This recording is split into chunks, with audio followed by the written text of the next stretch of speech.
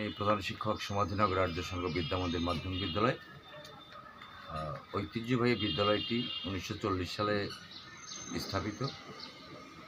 87-88 বছর এই বিদ্যালয়ে যারা শিক্ষকতা করে এসেছেন তারা অত্যন্ত নিবেদিত প্রাণ ছিলেন এবং অতীতে এই বিদ্যালয়ের ফলাফল অত্যন্ত সন্তোষজনক। গত একেবারেই পাড়াগাঁয়ে একটা বিদ্যালয়,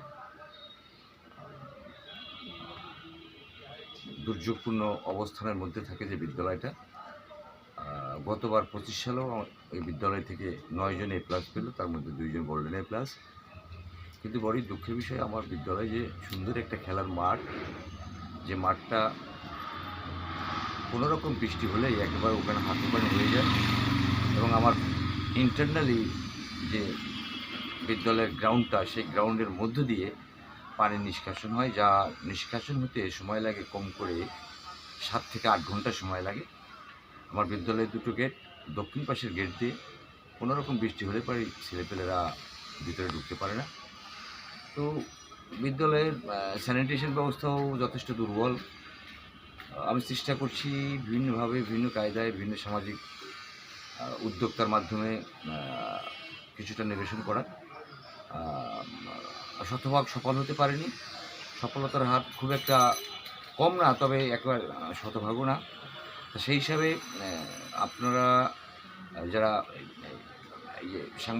সাংবাদিকতা পেশা আছেন, আপনাদেরকে অনেক ধন্যবাদ জানাচ্ছি যে আমার বিদ্যালয়ের এই সমস্ত দুর্যোগপূর্ণ এই খারাপ দিকগুলা যদি তুলে ধরে সরকারের দৃষ্টি আকর্ষণ করতে পারেন, তাহলে আমরা আপনাদের কাছে কৃতার্থ হব এবং সরকারকে ধন্যবাদ জানাবো যে আমার বিদ্যালয়টা সর্বোপরি সব কিছু দেখে শুনে এর অবকাঠামোগত যে উন্নয়ন, আমার বিদ্যালয়ের 4তলা ফাউন্ডেশনের একটা ভবন রয়েছে, ভার্টিক্যাল এক্সটেনশন অত্যন্ত প্রয়োজন। বিদ্যালয়ের ছেলেপেলেরা কম করে 450 থেকে 500, অনেক সময় আমরা ফ্র্যাকশন ক্লাস নিতেই পারি না। আইসিটি রুমটাও আমাদের নেই। সেই হিসাবে ভার্টিক্যাল এক্সটেনশন যদি হয়, এই বছরের মধ্যেই যদি ভার্টিক্যাল এক্সটেনশনটা হয়, তাহলে আমাদের বিদ্যালয়ের কর্তৃপক্ষ, আমরা এই এলাকার মানুষ অত্যন্ত খুশি এবং কৃতার্থ হবে। শিক্ষার মান উন্নয়ন হবে। ছেলেপেলেরা বিদ্যালয়ে যারা পড়াশোনা করে তারা স্বাভাবিকভাবে তাদের শ্রেণীকক্ষে প্রবেশ করতে পারবে এবং এখন অনেকটা গাদাগাদির মধ্য দিয়ে কিন্তু প্রবেশ করার আগে। তা যদি ভার্টিক্যাল এক্সটেনশনটা হয়ে যায় বিদ্যালয়ের, তাহলে পরে অন্তত ছেলেপেলেদের সুবিধা, আমাদের টিচারদের যে মানসিকতার একটা পরিবর্তন আসবে।